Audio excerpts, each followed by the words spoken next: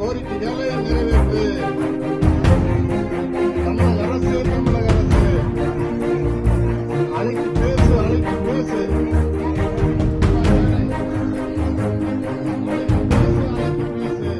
சொன்னதை செஞ்சா போதுமே, அவங்க கொடுத்த வாக்குறுதியை நிறைவேற்றினா போதுமே. அப்ப இவங்க சொல்றது ஒண்ணு, செய்தது ஒண்ணு.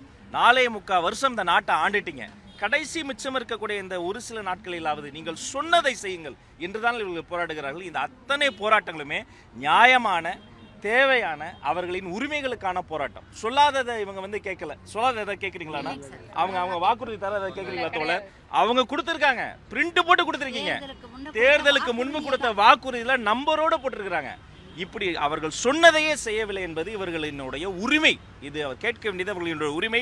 இதை செய்து கொடுக்க வேண்டியது மாண்புமிகு தமிழ்நாடு முதலமைச்சர் அவர்களின் தலைமையில் இருக்கக்கூடிய அரசாங்கத்தின் கடமை. இதற்கு உறுதுணையாக நிற்க வேண்டியது அதிகாரிகளின் கடமை. ஆனால் என்ன செய்யறாங்க? போராடுறவங்கள ஒடுக்குறாங்க, கைது பண்றீங்க.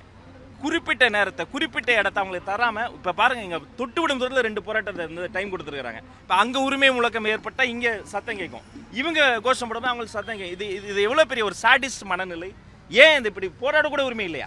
வாழ்வதற்கு உரிமை இல்லையா? என்ன ஆட்சி நடந்துகிட்டு இருக்கு? அப்ப இவர்களின் சார்பில் நாங்களும் தமிழக வெற்றி கழகம் சொல்வது ஒன்றுதான், சொன்னதை செய்யுங்க சிஎம் சார். நாங்க எதுவுமே கேட்கல, தயவு செய்து சொன்னதை செஞ்சு கொடுங்க. புள்ளக்குட்டிகளோட கஷ்டப்படுறாங்க, அவங்க யாருக்காக உழைச்சாங்க? இந்த அரசாங்கத்துக்காக உழைச்சாங்க. எனவே தயவு செய்து சொன்னதை செய்யும்படி இவர்கள் சார்பில் நான் கேட்டுக்கொள்கிறேன். பல மாதங்களாக போராடிட்டு வராங்க, பல முறை இதே கோரிக்கையை வச்சு போராட்டம் நடத்தியிருக்காங்க. அப்போ ஆதரவு கொடுக்காத தமிழக வெற்றி கழகம் தேர்தலை ஒட்டி இருக்கக்கூடிய இன்னும் ஒரு சில மாதங்கள் இருக்கப்போ இது போன்ற போராட்டங்களுக்கு ஆதரவு கொடுக்கறது எதனால? வாக்குகளை, சங்கங்களுடைய வாக்குகளை கவரலாம் அப்படின்ற ஒரு எண்ணமா? எதனால இங்க நாம நிற்பது வெறும் வாக்குகளை அறுவடை செய்வதற்காக நிக்கல. அதுக்கு நானே ஒரு எடுத்துக்காட்டு.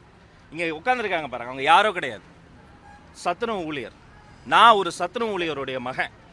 கடைசி நாள் வரைக்கும் கஷ்டப்பட்டு வேலை செஞ்சு ₹1 பென்ஷன் வராதுன்னு தெரிஞ்சோம் நடந்து என் வீட்டில் இருக்கிற ஒரு பிள்ளை நல்லா வளரும் நினைச்சா அப்பா அம்மா, என் பள்ளிக்கூடம் வர 1000 பிள்ளையும் வயிறு நிறைய சாப்பிட நினைச்சா அவங்க தான் சத்துணவு ஊழியர்கள், அவங்க தான் அங்கன்வாடி ஊழியர்கள். அப்படிப்பட்ட தாய்மார்களுக்காக நாங்கள் இங்கே நிற்கிறோம். இதில் தேர்தல் ஆதாயம் கிடையாது, வெறும் வாக்குகள் கிடையாது, இது வாழ்க்கை. அவங்களுக்கு ஏதாவது நல்லது நடந்துடாத. இப்போ நான் என்ன சொல்கிறேன், அவங்களை எதிர்ப்போம், அப்படி சொல்ல அரசாங்கத்துக்கு நான் கெஞ்சுறேன், நான் முறையிடுறேன். ப்ளீஸ் கொஞ்சம் மிச்சம் இருக்கிற நாட்கள் கருணை காட்டுங்க தான் சொல்கிறேன். எனவே நான் மட்டும் கிடையாது, பல அமைப்புகள், பல இயக்கங்கள்லாம் வராங்க. அப்போ நாங்கள் அரசியல் மாச்சரியங்களை தாண்டி ஒன்றுபட்டு நிற்பது என்னன்னா, அடிப்படை மனிதாபிமானத்தோடு நடந்துக்குங்க, சொன்னதை செய்யுங்க தான் நாங்கள் கேட்டோம். சார், இப்போ உங்கள் தேர்தல் வாக்குறுதியில் இவங்களோட கோரிக்கை சம்பந்தமாக ஏதாவது இருக்குமா?